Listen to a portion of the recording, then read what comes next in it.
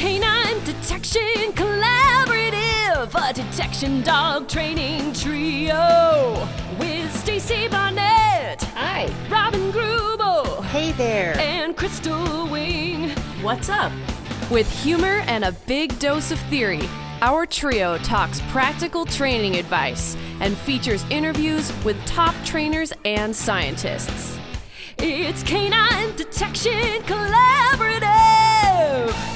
Hi, this is Stacy Barnett from the Canine Detection Collaborative, and we have a very, very special guest on this episode, and we're so excited. We have Dr. Deborah Jones. We're going to be talking about grief, and it's a really, really fantastic topic to explore because all of us go through it, and it's something that's kind of core and a part of all of us who have had dogs. And so Crystal and I will be speaking with Deb. And Deb, welcome. Welcome. Glad you're here. Oh, thank you, Stacy. I really appreciate that you invited me to talk about this topic. It can sometimes be a hard thing to talk about. It is. A big topic to talk about. And I think that there's a lot that we can say that will kind of highlight how complex this whole thing is. And most of us who love dogs, pretty much all of us who love dogs, are going to lose dogs. Exactly. Yeah. And, I've known you for quite a few years now because of FENZI Dog Sports Academy, but there may be, people who are listening who have been living under a rock and don't know who you are. Let's go ahead. First of all, you tell us a little bit about yourself, little bit about your background. We'll go deeper, but, kind of tell us a little bit about yourself and kind of get us started. Okay, sure. Yeah, I never assume anybody knows who I am, even though I've been in the dog training world for a long, long time. I think I've been training for over 30 years now. Let's see, where do I start? I have a Ph.D. in social and behavioral psychology. So I spent a lot of years in higher education studying both human and secondarily animal behavior a little bit. And when I was in graduate school, I also started training dogs. I'd always had a lot of different animals and enjoyed them and had dogs, but never really purposely trained them to do a whole heck of a lot. So I started training dogs, and I was a little shocked to discover that what the science tells us about learning and behavior is not what any dog trainer out there that I met was actually doing. And I was a little disappointed to see the way that at that point in time, still a lot of unpleasant methods were used to train animals. So I started down the path of trying to integrate what I knew about the science of learning and training with the actual application to dogs, but eventually to lots of different species of animals because they're all the same in some respects. And so I've been doing that for a long time. I taught college full time, a variety of psychology courses for 20 some years and retired from that. And the whole time I was doing that, I was showing my dogs. I had retrievers, I had Papillons, I had Shelties, I had Border Collies. And so I was showing them, started out in obedience competition because that was all that there was when I started. And did some obedience and did agility when that came to, God, I feel really old when that came to the United States. I did agility and then also did rally and enjoyed all of those things and dabbled in a lot of stuff. I had a therapy dog that I took to Children's Hospital for a few years. So I dabbled in a lot of different dog sports and activities and enjoyed all of it. And the whole time I was in all of those, I was still very focused on what's the fairest, most effective, most fun way to train animals, and got involved with a lot of other like-minded trainers when the internet actually became a thing, and we could all get together and sort of talk to each other. And so we had an old list called Click L, where a lot of the original positive reinforcement trainers were, and things just kept going from there. So fast forward to now. Yeah. And I That's think a lot. I've known you now since like 2013. Right. I met Denise FENZI and started working together on writing some books. And she asked me to teach a class at this new school that she put together. And I thought that'll never last. Yeah. And then I better save this money because Right. this is not going to happen again. I taught one puppy class and here we are 10 years later. Wow. So, and I remember you from the very beginning. You were in one Mhm. of my classes very early Yep. on, and then you started was. teaching and there you go. Yeah. Yeah. Yeah. And Been the a rest while. is history. Yeah. It You goes know, fast. And I'm super exactly. stoked because I'm thinking about doing the 25 and out. So it's the early retirement so that maybe I can switch to dog training. Yes. And so I had an evaluation today. And when I told my principal that, she said, "Oh, you need to. You're so passionate about that." It is. And yeah. And it's not because I'm a sucky teacher, because she was giving me a glowing evaluation. That could have come out wrong. When you're a teacher, an instructor, the topic doesn't matter as much because you learn how to teach anything Yeah. and you learn how to teach it well. And if you've been doing it for 25 years, you clearly have figured some things out, and know how to do it. But I haven't regretted retiring for a second. I've thoroughly enjoyed the teaching that I do now, which is almost exclusively online. Just for, between the pandemic and other things, it's like, and I like it. I enjoy the format of online teaching. And it takes a lot less energy for me than in-person teaching. So just know I might be reaching out to you and saying, "Hey, can we chat?" Always. We can always I talk be you about when I grow up.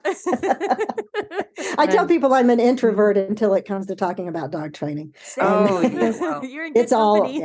all bets are off at that point. You can't shut me up. oh my goodness. Mhm. So you've written a lot of books. Oh at this yeah, point. I have written a lot of books. Yeah. How many? This last one that we're going to talk about, I guess eventually we'll get to talking about it. So, Yeah, let's talk about it. yeah, this is number 13. Wow. So I started writing in the early 1990s when I started getting involved in positive reinforcement training. And the only reason I did it was because at that point, there wasn't anything out there about how to do clicker type training. And we talked about clicker training a lot. And now I think I've sort of moved beyond that to reinforcement based training, because the clicker is just one of many things that we might use. But at that point, we sort of defined ourselves in that way.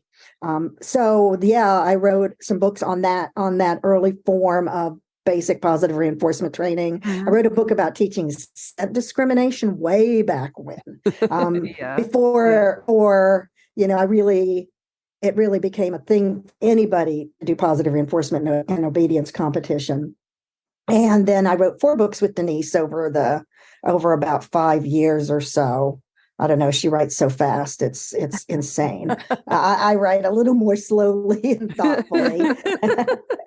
And then I wrote a book about cooperative care, which I wrote about 4 years ago and got involved in that area and headed down that huge hole that I'm still down. But then this last book came along as sort of a surprise to me, this book on grief, because I didn't really ever have the intention of writing about it or talking about it publicly a lot. But it was one of those things that just stayed in the back of my mind and kept kind of going, you should at least get this stuff out on paper, because that's how I process everything in life, is write it down. To me, if it's just all jumbled up in my head, I can't deal with information. If I write it down and look at it, it starts to make sense to me. And that's really why I wrote the book and why I wrote the book in the format that I did. Yeah. One of the reasons why we wanted to bring you on the podcast was Crystal did a post that just really touched a lot of people about grief. Crystal, you want to talk about that a little bit, and then we can maybe get into the. It was just from Psychology Today, and it was called "As You Grieve, Your Brain Redraws Its Neural Maps." And there were some lines in that just really resonated with me. I had a lot of death on my timeline, a lot of people mourning their dog. I was needing something to try to make sense of it, because I kept kind of thinking, this doesn't make sense. Like, I keep looking for him. I keep talking to him. I keep calling his name when I know that, he's not outside. I didn't just let him go potty, and I filled his food bowl up, and it's just, although I'm like, what is wrong with my brain? And so my way of dealing with it was I wanted to get to the science behind it, because it feels like when I can understand my brain better, then I can give myself grace. And when it helped me, then I thought, you know what, this might help other people. So I shared it. And it's probably the most shared post I've ever created in my whole life. And it was like, wow, I really thought maybe it might help somebody. But I mean, it just kept going. I'm like, wow, I'm just really happy that it helped some people. And that's what I was kind of talking to Stacy and Robin, and was like, you know, could help more people if we did it on the podcast too, you know. And then Stacy's like, oh, I have the expert. I don't know if that's a really good thing to be an expert on this topic in any way, but well, I mean, we've all experienced it. It's not the expert in experiencing it, but necessarily, in communicating it, in communicating it and make sense of it. That's the hard part. Yeah. To make sense of something that is totally senseless a lot of times. Yeah. And I think, Crystal, you and I are a lot alike. We like things to make sense. We like them to be logical. Stacy, I know we think along the same lines because we've worked together as well. And when things seem to come out of left field, and when we behave in or react in ways that don't even make sense to us, it's a little scary. And we want to figure out what's going on. I'll feel better about it if I can have some understanding of the process that's happening to me, rather than just feeling like it's taken over my life and taken control. And it's a way I could finally give myself some grace to go, oh, yeah, my brain, you're working real hard, dude. I appreciate you. And I'm just going to sit with this, and I'm going to face this right now because I'm going to have to, and I have the time for it. And I was so fortunate that I had that time. And I wish that I would have had your book at the time. Well, that's what it's for. I could have worked through it. So that's one of the main reasons I wrote it. To give you just a little background on the format of the book, maybe if I talk about that, just a little bit. So the book is called "When the Loss is Deep: A Companion Animal Grief Journal," and we will include a link to. On Amazon in the show notes. So those of you who are like, oh, hey, this sounds interesting, because we're going to get into kind of the format, because I know that that's really a special part of this book. I'll have a link to the actual book on Amazon. So you guys can go out and get this. And it is something where, you know, you can kind of sit down and just kind of tickles your brain a little bit and kind of helps you kind of think things out. So it's but to me, I didn't want to write a how-to book, or I didn't want to write an advice-giving book, even though I feel like I've had a lot of experience with grief, because if you live long enough, you lose both people and animals that you care about. It's going to happen over time. If you care about others, you're going to experience grief. And when you have a lot of dogs in your lifetime, you experience it. And those of us who are into, you know, dog sports and performance events and activities, we tend to have more dogs than the average person. So we're going to go through this over and over again. And what I found is it's different. Every loss is different, but they're not necessarily easier. The more you have, it's like it doesn't somehow become routine for us to lose animals. And I see all the time on social media, people every day, friends of mine and people I know whose animals are dying. And so as I saw that and thought about it, I realized I probably could add something helpful with writing this particular type of a book. And it's meant to be interactive. It's meant for the person with the book to put as much work into it as I did writing it. And so, and so I don't want to say my input is minimal, but I actually tried to keep it a little bit minimal on purpose. I didn't want to talk solely about my grief experiences. But I wanted to give you a little bit here and there to tell you what I'm thinking about and what led to it. And then I wanted to give you a prompt, which is a topic of some sort. And then under that prompt, a list of relevant questions that are very open-ended. And there's never a right or wrong answer. But to me, if you sit and really think about how you'd respond to some of these questions, I think that's where we get to processing our feelings and to pulling things apart and to making sense of them. Because for me, what gets overwhelming is it's too much all at once. Yes. And what helps me is if I can break it down and think about one little aspect of how I'm feeling at a time and thoroughly explore that, and then move on to the next thing. Not that it will resolve anything, But then it feels to me like I've gotten it out of my head. I've gotten it out of my nervous system or wherever it resides in my body. And I can move on a little bit better and think about the next thing that I need to cope with and deal with. But breaking it down, just like we do, I'm all about shaping in dog training and breaking things down into little bits and pieces. And it's the same basic concept here. It takes time and it takes effort. So the person is not actually even a reader of this book as much as you are a participant, in the process of exploring your grief.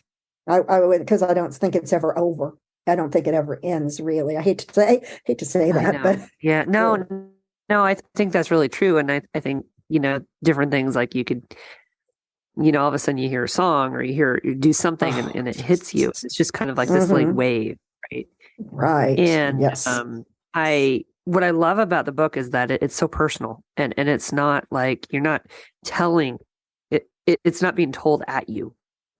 Good. That's what I was going for. Right. It's not like that's what I was hoping for. This is how you must deal with it. And a lot of people will tell you that they want to tell you how to feel and how to process and what to do. And I didn't want to do that at all. Yeah. I wanted to go. That was very clear. Very, very clear. Good. Yeah. I'm glad that sometimes you don't know as a writer. That's like, I don't know how, I know how it feels to me, but I don't know exactly how it feels to other people when they get it. But I really wanted it to be more about whoever, the reader is, their experiences, and the fact that you can use it in a lot of different ways. You can use the book any way you want. I put the prompts in a particular order that makes sense to me. And I put the questions in that made sense to me to have with the prompts. But you can pick it up in the middle. You can skip over stuff. There are things that either aren't relevant to you right now or that are just too hard for you right now. And you don't have to answer every question or go through everyone. You can jump around. You can find the part or the thing that you really want to talk about and that makes sense to you and go with that. I really appreciated that when I got the book. It was one of those where I said, oh my gosh, I want to make sure that I read this before I talk to you. And you're like, no, it doesn't really work that way. And I really appreciated that because it's not how it works. So Mary Frances O'Connor was one of the authors that I feel like, or psychologists that I felt like really helped me kind of deal with some of the research I was doing back when Quinn passed. And I just was struggling, like I talked about. And one of the things that she defined was grief versus grieving. And that really helped me out. Is that something that that you feel is important to kind of define? Could we kind of do that too? Yeah, I think that is really important. It's hard to even put good, clear, like operational definitions to some of the terms that we use and talk about. And we use very vague terms a lot of the times when we're talking about this. And I mentioned it in the book that I talk about loss when what it actually is death.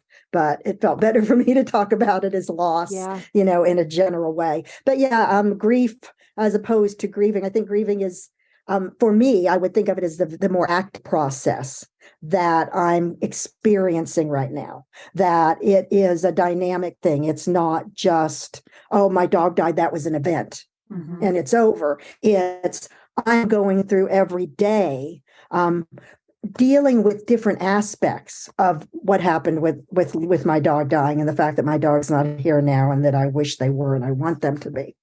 So I think to me, grieving is, I think of it in that way. I think of it as an active process of moving along this thing that we're doing that we don't want to be doing, that we absolutely don't want to be involved in. And I'm not sure that the person you mentioned, I'm not sure how they would define grief necessarily. So she just called grief as an intense, overwhelming feeling is really what she narrowed it down to. I mean, that's okay. I think we can all pretty much go along that. Yeah. That certainly works and makes sense. Yeah. Yeah. And I think there's other terms that I've always had a little trouble defining, like bereavement, and dealing with that. Yeah, that we've come up with some words, but it's hard to use them to really get on solid ground and convey how we feel when we get to this topic. Because I think it's just so hard for all of us to talk about clearly. But the thing that I always think about is it can be a static thing. It can be this thing that happened to you. And that's sort of what I think of loss or death. It's this thing that happened. It happened to somebody that I care about, and I can't undo it. So I've got to find now ways that I can still live and ways that I can go forward in life, even though I may very strongly not want to a lot of the time because of this thing that happened, or I don't want to without whoever died. I want them still in this life. Me, I don't want to be missing them. I want them to be here, and I can't have that. Right. So how do I go on with that as my reality when I certainly don't want it to be? And Crystal, can I jump back just a little bit, because you mentioned something about neural pathways before, and I think, and Stacy around the same time mentioned something about music. Did we talk about music? Did we say something about hearing music? Yeah, music is for me. Music is a trigger for me. Yeah, and I think that whole idea. I think those two things actually go together. I'm sorry about that. Stop that. Sorry about that. An alarm went off. No worries. I think those two things actually go together to a great extent.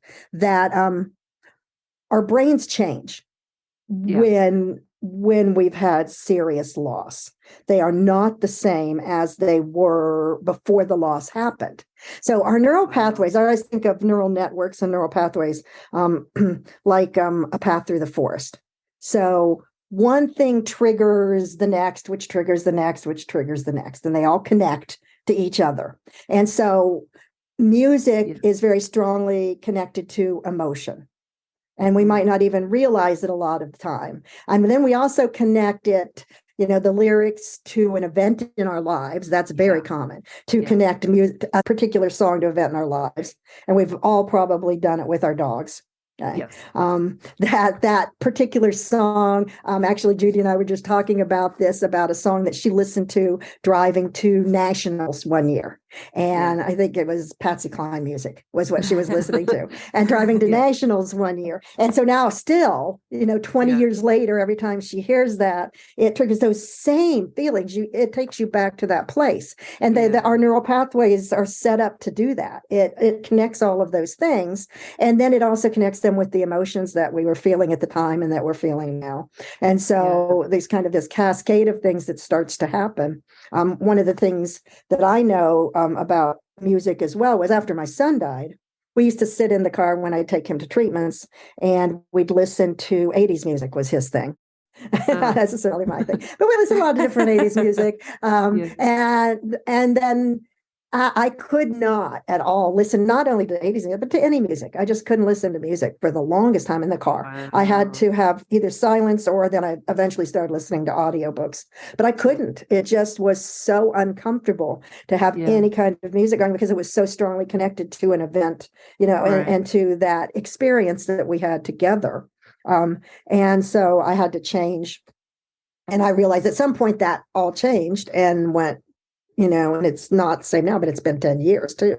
So it takes a long time sometimes, I think, for some of these things. They can have a very long-term effect on us. And something as simple as a song can start to we talk about it as a grief ambush, that good word. You're going along and everything's fine, and then you're in the grocery store and you hear this song come on, and it just devastates you. Yep. And so that's kind of a grief ambush. It comes out of nowhere and it hits you. But it's because all that's going on in your brain, and all that's connected, and it's ready to be triggered at any point in time. So you got me thinking about a couple things. I have two things that popped in my head. One of them I was thinking about, like in art, we always talk about the right left hemisphere and, the intuitive feeling side, and how it's connected to music and our visual, and so that really, I'm like, oh yeah, okay. And then I think about, I had a friend that here's this, like when a celebrity dies and people just lose their minds, and they are just so stricken with grief. They've never met the person. Right. And for a minute, sometimes I'm like, really? You don't even know the person. But there's that, I learned that it's parasocial grief, and it goes exactly what you're saying. All of those songs, those movies, you've connected those to all of your memories, and all of that's that nostalgia. And all of a sudden, when that person is gone, all of that, it's all been impacted. So it's not really just about the person, but you felt connected to them because of what they've created for Exactly. you. And so Yeah, it's like, exactly. oh, okay. So that's another one of those times Mhm. where I was like, I grieved for a YouTube guy that his dog died. Mhm. And I was like, Yes. I cannot believe that I'm sitting here crying about a YouTuber. It's the Mink Man, and he had a Dutch Shepherd, and it was from the same kennel that I got mine from. And I loved this dog. Like, I tuned in because of this dog, and the dog got run over, and it was doing its job. And I can't watch him anymore. I can barely watch his episodes. It's like, I miss Yeah. Sherney so much that I'm like, this is so weird to me that I've connected that. So when you're saying this, it's that, yeah. Sometimes it doesn't make sense to us, but then It we kind of, doesn't make okay, yeah. sense. Again, and we like to be sort of logical and rational about things. And a lot of it doesn't seem to make any sense until, Yeah. you kind of can step back a little bit and maybe look at the bigger picture and some of the Yes. processes that are going on, both in your brain and in a lot of classical conditioning, I think, is going on there too, where, we've Yes. connected certain feelings with certain activities and with somebody that we've Yes. Yeah. lost. And so, Those things that you expectations. do. Oh, gosh, expectations will get us every I time. expected that I could just tune in and watch Sherney again, young dog, and it just gone. And it was like, what? Right. Yeah. And then I could listen to those new songs come out, and I can't, yeah. Expectations. So- Oof. Yeah, I had a dog that died that I have a lot of videos of, Yeah. and that I taught classes based Yeah. around his work. Zen. And it's like, this was actually Hilo. This was a little while ago. Oh, But Zen as well. It's like Yeah. watching those. And honestly, I Yeah. want to keep those videos and use them because they're valuable teaching tools. But it's awfully hard. Stacey, you probably I run into do. this as Judd is in a well. lot of my Mhm. classes, and so Yeah, is Joey. Quinn's in a lot of mine. Yeah. Yeah, and people connected to them also. So I know, Right. Yes. losing Judd and Joey, I know that was hard on a lot of my students too.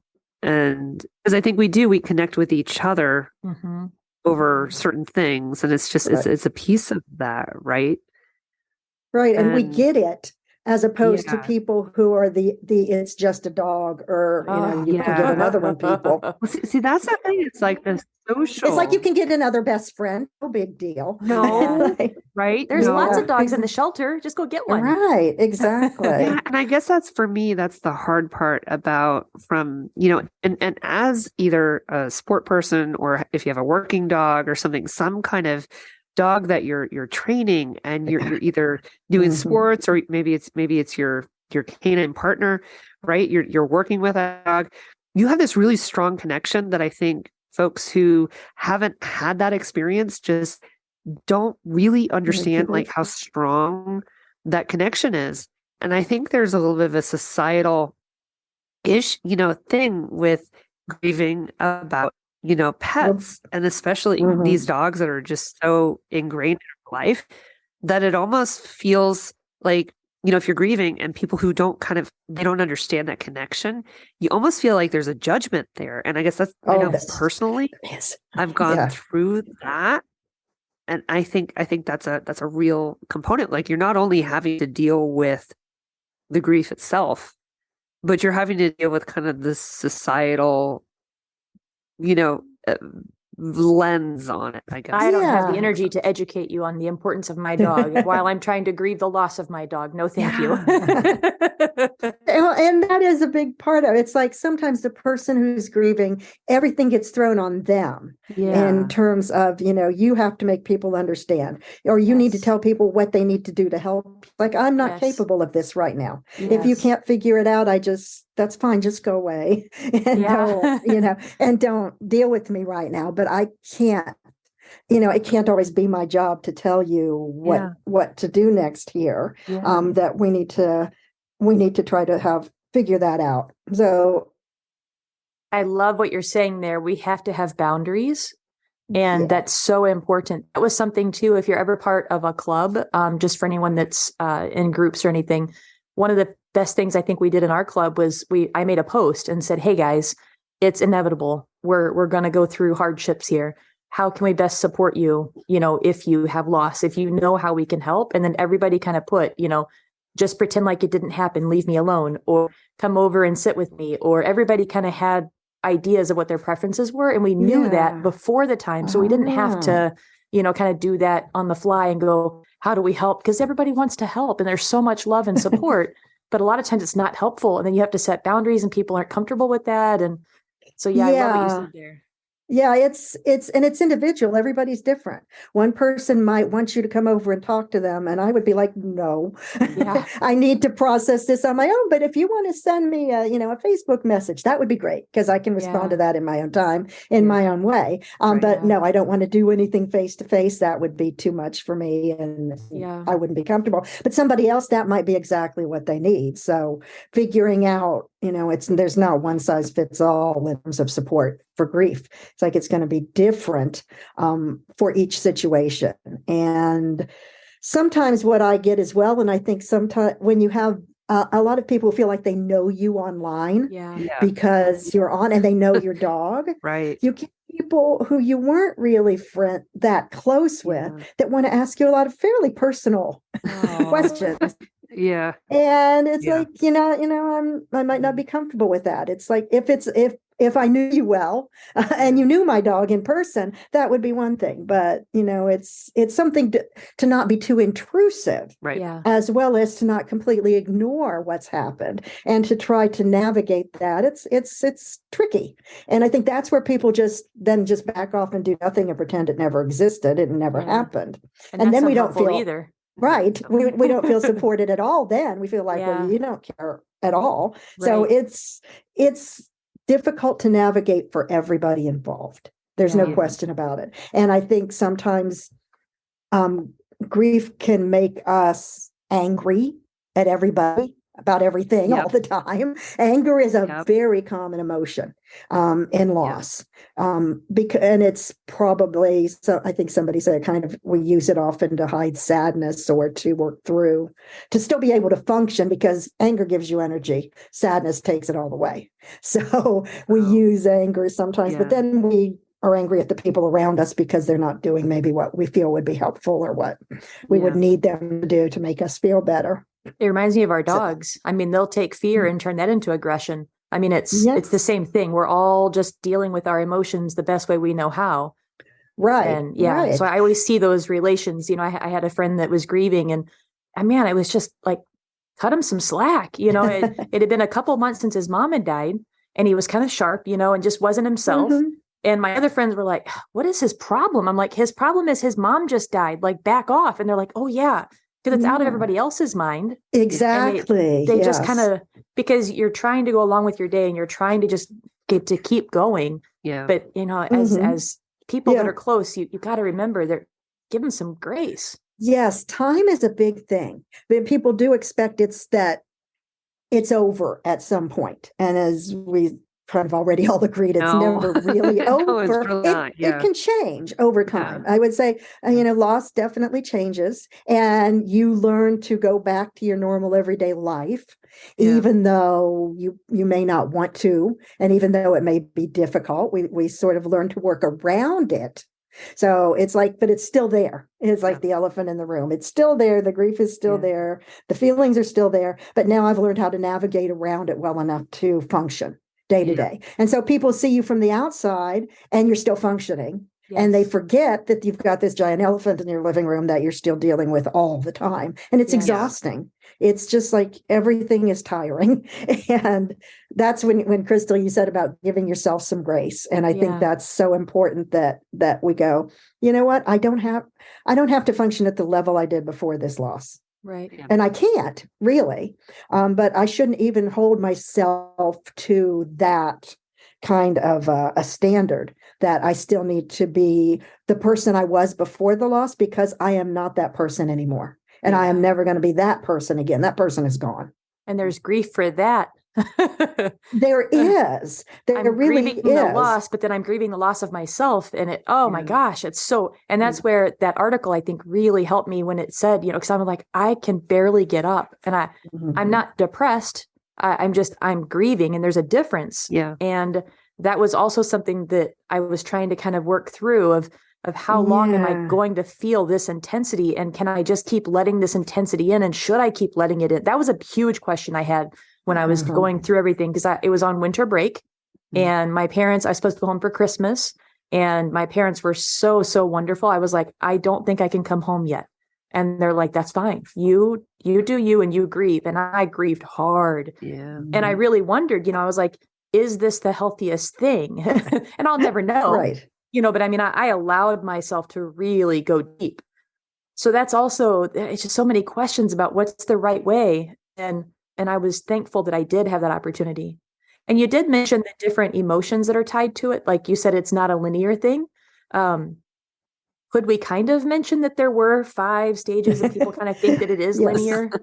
Yes, because that model, the Elizabeth Kubler-Ross model of the grief stages, was, I remember learning that in college, and that was one of the only things they taught us about grief, really. Yeah. And it's it said that that people go through these defined stages, okay? And it was let me go through DABDA: denial, anger, bargaining, depression, acceptance. Yep, that's it. I think that's right. And Yes. it's 1960s, so. Yeah, it's been a while since I learned this. But I think what happened is all of these things tend to happen in grief. We have all these feelings and all these emotions, and we do go through them, but they're not necessarily in that order. And don't necessarily happen one at a time. They can be overlapping, and you can move back and forth between them. So it's not like you get to acceptance and you're better. It's like, okay, I accept it for, yesterday morning for a couple hours, but now I'm back. Yeah. And I go back and forth. And so it's not a neat and tidy model that we can follow. And actually, when she developed that model, it was more for for a person who was dying and their stages of grief about dying, not our grief over the loss of somebody else necessarily. So I think it's applied a little bit incorrectly, but also globalized to anything to do with grief. This is how we do it.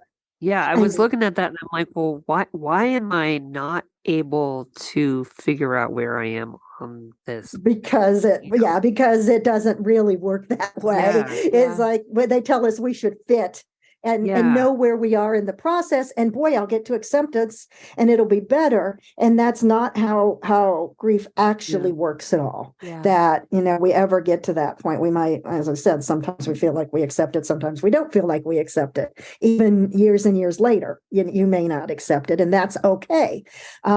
Somebody told me once, early in grief when my son died, that people are that if you grieve hard, or if you grieve normally, or what they sometimes actually call complicated grief now, and I think it's all complicated, so I don't get why some is complicated and some is not, but that people will start to believe that there's something very wrong with you. Mm-hmm. That if you don't go through the stages, and even therapists will start to think that something's wrong. You should be moving beyond this by now. Very judgmental. I can't help but when I'm hearing this, it's like, well, I didn't know there was a right way. I didn't know there was a normal way. Exactly. Yeah. And I think that there isn't. But people want to believe that.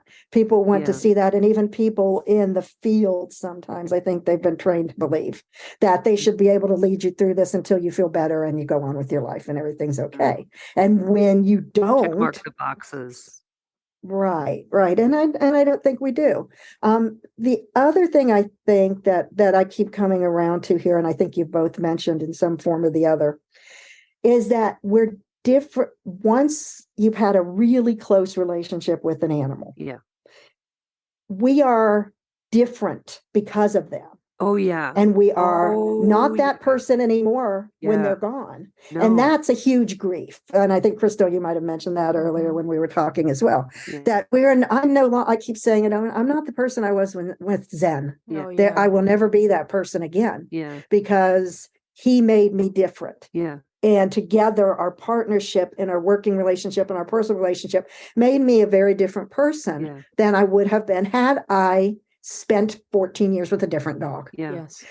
And so there's always that, well, how can I can't go back to who I was before. Yeah. I can't go back to the person I was before I lost Zen, because then Zen would still be here. And I don't want to go back to the person I was before I had Zen, because he was a huge part of my evolution in life and my changes in life as I went along. Yeah. So to think that somehow we'll come through this and we'll be like we were before is a fallacy. I don't think it is possible at all to be who you were before the loss, and so we have to be a new person now. And we're at a moment where the last thing we want to do is work hard at being a new person. I'm having enough trouble just being a human being. That's a really hard concept. Yeah, it is. That's a hard concept. It's just, the other thing that I guess my question is that, occasionally I know for myself, something that I don't even realize how grief is affecting me. And like, as an example, the first time I did a summit trial with Brava, we did not do well. And I didn't even realize until later that it was probably in part due to the fact that I was grieving Judd, and I had only done that level with Judd. And it didn't even occur to me. And I guess it's kind of like, it's one of these things where grief itself, like, I didn't even realize that was an aspect of it. Yeah. And it took me a long time to kind of figure out what had happened. Mm-hmm. And does that mean that I didn't process correctly? I guess that's kind of if there was a correct way to do it, which there is not. Yeah. So, but what I'm sort of laughing about, because as you say that, you're gonna find this interesting. I think that it reminds me of Sigmund Freud, and I don't agree with a lot of what Freud had to say. Freud was off on many things we have discovered, but he was also right about a few things. Yeah, he was right about a few things, and one of them is that we don't understand ourselves, and our motivations and our inner life any better than we understand somebody else's. That we're as much of a mystery to ourselves until we do something, and then we use that behavior to introspect and to reflect, and to try to figure out, why did I do that? So and that sounds exactly like what happened. You did the thing, or you felt this way. And now we go in and we go, well, what, why, how? And so it's like watching somebody else behave. Yeah. We tend to think we think and then act, but we act and then we think a lot of the times. So I think we like to believe we're in control of our behaviors and our emotions, but we know that's not true either. That sometimes we're just randomly doing stuff, and then we try to make sense of it. It's like, well, why did and then we feel bad about randomly doing stuff, and then it makes it worse. Something well, of course we can always make it worse. There was something that really helped me in my research, and it was the ball in the box. I don't know, have you guys heard of that one? Oh yeah. That one, and I don't know, I heard it from a teenager that was actually describing what someone had described to her, so you might have to fix it, but what made sense to me when she said it was, you start with this box and you have this large ball in this box, and every time it touches the side of a box, it's grief. And that grief is that huge, intense, take your breath away. Like when you're going over the roller coaster and it's that moment you just almost can't function. It's just so overwhelming. That ball is so big at first that it's just hitting all the sides of that box, and it's just kind of almost vibrating, and it's just, you can't get out of it. And then as time goes, as grieving changes, the box itself, you can either imagine the box getting bigger, or you can imagine the ball getting smaller. And so it takes longer before it hits the different sides of the box. And each time it hits, it's still that same impact, but it just takes a little longer for each time that it's hitting. And those visuals to me were so helpful. And I think what I imagined was, I have a Charles ball, that's the smaller one, because he's been gone longer. I have the Quinn ball, who's definitely a bigger ball, and and sometimes they bounce off of each other. And so sometimes when they bounce off of each other, it sends them both in different directions, and they hit the walls at the same time. And it's like, oh, I can't breathe for a second. So when you said that, Stacy, it reminded me of that. Like, that was a moment that the ball hit the side of the box, and it's like, okay, Yeah. I'm going to catch my breath Yeah. again. Yeah. And I think the idea that for a lot of people, the ball stays the same. And Okay. the grief always is pretty much what it is, or the loss is what it is. We change to accommodate it. So the box gets bigger. So we'd be the box and we'd get Got bigger you. Okay. in order to manage up. And I think that's one way you could think about it. Gotcha. And that's probably pretty true, is the event itself hasn't changed, but we've changed around it. Gotcha. And so then it I think I was becomes picturing myself as the box, and I'm only Yeah. so big. And so, but yeah. you could so be very you could literal. be bigger. Yeah. I think Very, that's it. We very can literal change. We can representation. still be bigger. And we develop different strategies for coping, Yeah. and for dealing with it as we go along. And that changes over time a lot too. We're not capable of coping, like you talk about, over the holidays, not being able to go to your parents. But we learn Yeah. to cope with that. And then it's, and you can think of it as like the ball gets smaller, but I like to think that I got bigger. I like your interpretation. I kind of also, when I first heard of it, because I'm like constantly imagining things, and I was imagining if you ever played Operation, like that little where you try to pick the, Yeah. Yes. and it was like, and it's right when you hit the little, like, oh, so it's like Mhm. each time it's almost like my little tweezers are really big at first, and I'm trying to grab, big things out of small, Yeah. out of the big holes. And then, so it's, so I almost felt like I was playing Operation, when she talked about it, I was like, yeah, okay, all right, I'm going there. Yeah, too. I think all of those help us to think in the way we think about it and the way that we Yeah. can picture it. And I'm a once little you- visual. yeah, once you get that visual, it starts to make a little more sense, and it starts Yeah. to feel a little more Yeah. manageable. Yeah. You know, And that's that, it, okay, now I manageable. understand this. Yeah. It's never going, like I say, since it's not going to go away, our best bet is to figure out how do we deal with it and live with it and move on. And the idea that it's always going to feel Yeah. the same is wrong as well. I mean, things change so much.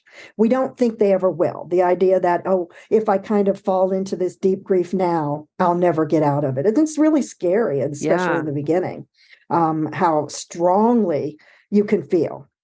But it changes. And that's the one thing I know about life. That's one thing I've learned about life, is everything changes over time.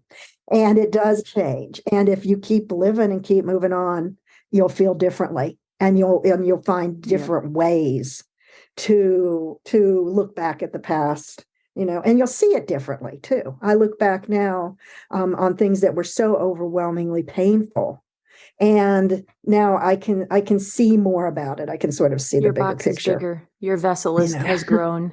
Yeah, it has. And time Yeah. gives you perspective. Gives you more time for the it really for the balls does. to bounce. One of the prompts I talk about is time in the book is a big prompt, and I was talking more specifically like they're about short term, like times of day and things like that. And time, Like feeding time, right, is always a big thing. right? for- That's the hardest. I think coming Yes. home Yeah. and, we have that particular time when we'd always greet all the dogs and, it's not the same anymore kind of thing. But I think in the longer term, Yeah. when we look at time, Yeah. things are going to change. Everything is going to change. All you have to do is keep living. And if you keep Yeah. living, things will be different and you will see it differently, as time goes on. But it can take years. It can literally take years sometimes. That doesn't mean you have to be miserable for all those years, Yeah. but it can take years. Canine Detection Collaborative! We appreciate the time you spend with us. If you liked this episode, not only should you follow us so you don't miss the next one, but please also rate and review us in your favorite podcast app. For info on collaborating with us, go to k9detectioncollaborative.com. That's K9 detectioncollaborative.com, where you can find our socials and pick up our latest monthly freebie. Join us again to talk training in the next episode.